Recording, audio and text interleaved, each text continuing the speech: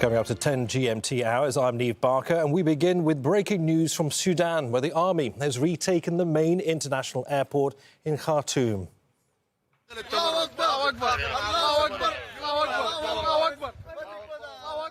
This shows troops in Hiba camp, which was the biggest base for the RSF in Khartoum. They've also taken over the Yarmouk military complex.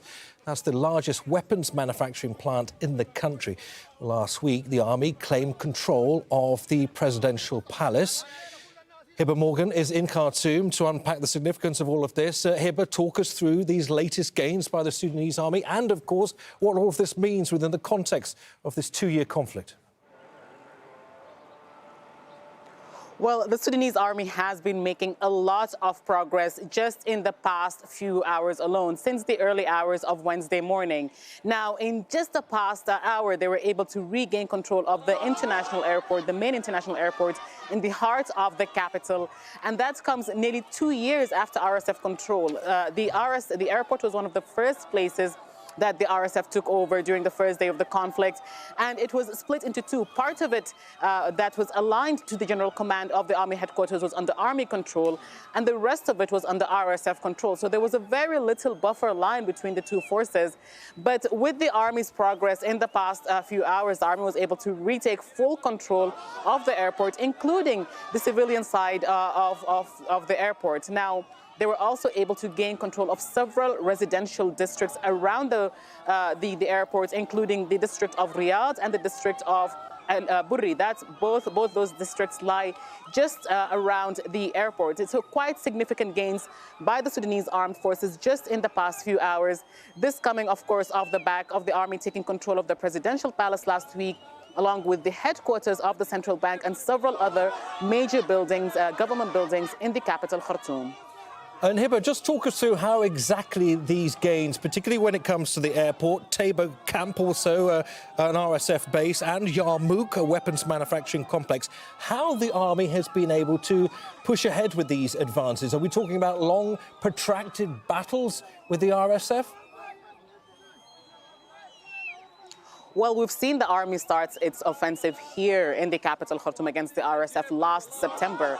And the RSF had put up a resistance at that point when the army started its offensive in September of last year.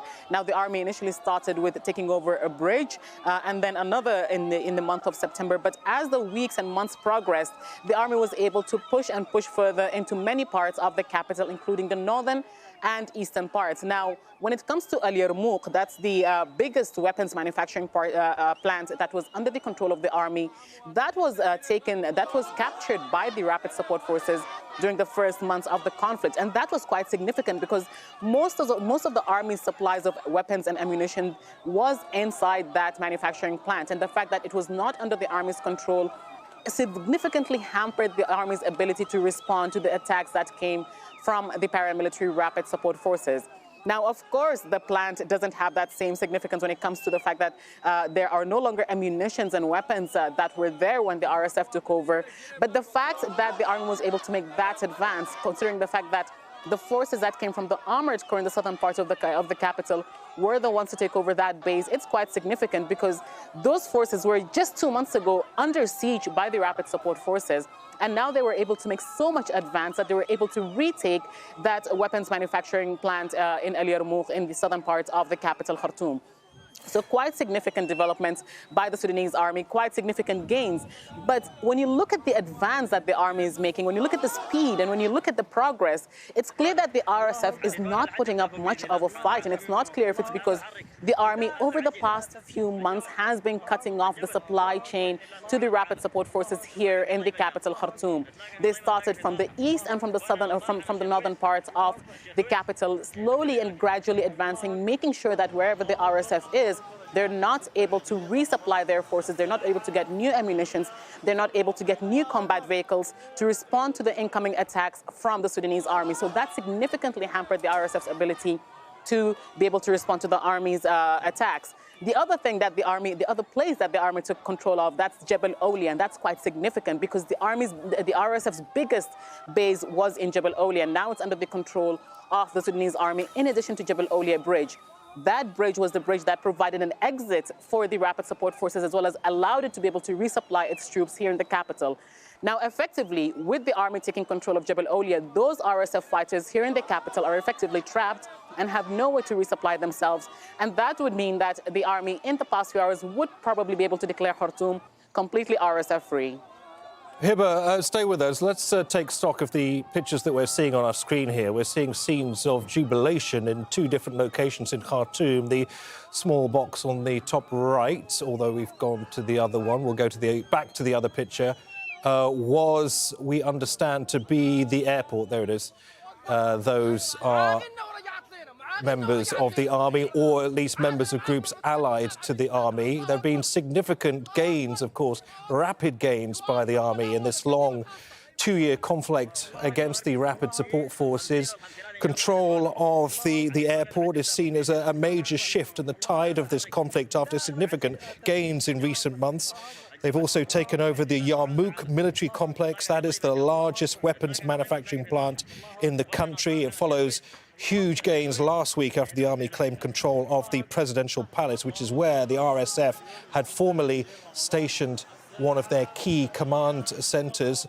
Hiba, if you're still there, Hiba, just talk us through these scenes of jubilation that we're seeing on our screens. I know that you, of course, are at some distance from this. We're looking at civilians. Are we looking at people who have, up until now, been forced to reside in their homes at a distance from the fighting? Talk us through how intense the conflict has been there as the army seeks to regain important parts of the capital and beyond.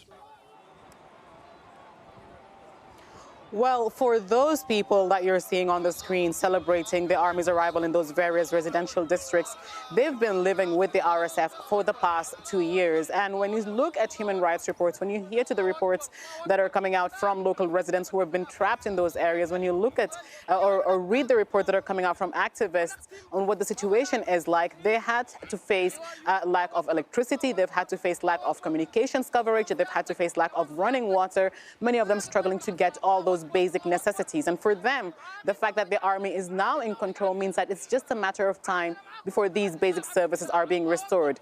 Then there's the issue of food commodities. They always had to struggle with food commodities because many of the shops in the capital, Khartoum, have been looted, reportedly by the rapid support forces while they were occupying those areas, residential areas and major government facilities in the central part of the capital, Khartoum. So for a lot of these residents, this is some kind of respite. This means that they will be getting basic services back, they will be able to get access to markets once again, and they will be able to resume their lives once again, far from the rapid support forces and their rule. During the era, or during the time that the RSF were present in those areas, they set up various military checkpoints. People could not freely move. Lots of cars have gone missing. So people said that, or people who we spoke to from areas that were taken over from the rapid support forces say that the fact that the army is now in control means that they will be able to get freedom of movement, that they can go to the markets, go to the mosque, go wherever they need to go without being questioned like the RSF used to do, because they set up various checkpoints on major streets and neighborhoods around the capital, Khartoum. So it is quite a significant moment for those residents in that part of the capital. Those are the parts of Riyadh, which is in the southeastern part of Khartoum, as well as the city of Burri, that's just east of the general command of the army headquarters. If you just joined us here on Al Jazeera, we're covering this breaking development out of Sudan with our correspondent Hiba Morgan in Khartoum. News that the army has retaken the hugely strategic international airport in Khartoum, as well as several other key important areas in the city. Hiba, is the assumption now that the tide of war has now firmly changed in favour of the army? And what of the RSF? It's definitely true. The fact that the scales have tipped in the favor of the Sudanese armed forces here in the capital, Khartoum. And that's not just because they took control of the international airport in the heart of the capital, but also because they were able to regain control of Jebel Olia Bridge. Again, that's the bridge in the southwestern part of the capital, Khartoum. And that was the exit and entrance point, the last remaining exit and entrance point for the rapid support forces. Now, with the army gaining control of Jebel Olia and Najumi military air base, which is a Sudanese armed forces air base that the RSF took control of in December of 2023. Those two gains mean that effectively the RSF is trapped in here. They do not have means to resupply themselves. They do not have means to be able to flee from areas of combat. And as per the spokesperson, they say that the RSF is now trapped in very few neighborhoods. And he says that what they're working on right now is combing operations because they were able to get control of many, many areas in the capital, Khartoum, just in the past few hours.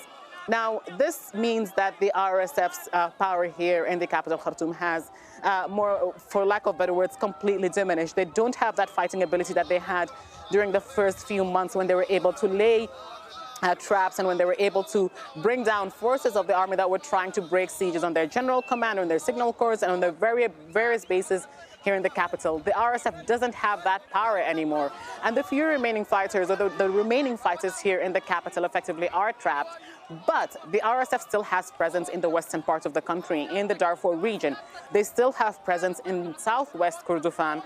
So they still have a fighting force. And it looks like right now they're trying to preserve those areas that are under their control, while those here in the capital face the difficulty of being resupplied or leaving the capital before they get captured by the Sudanese army.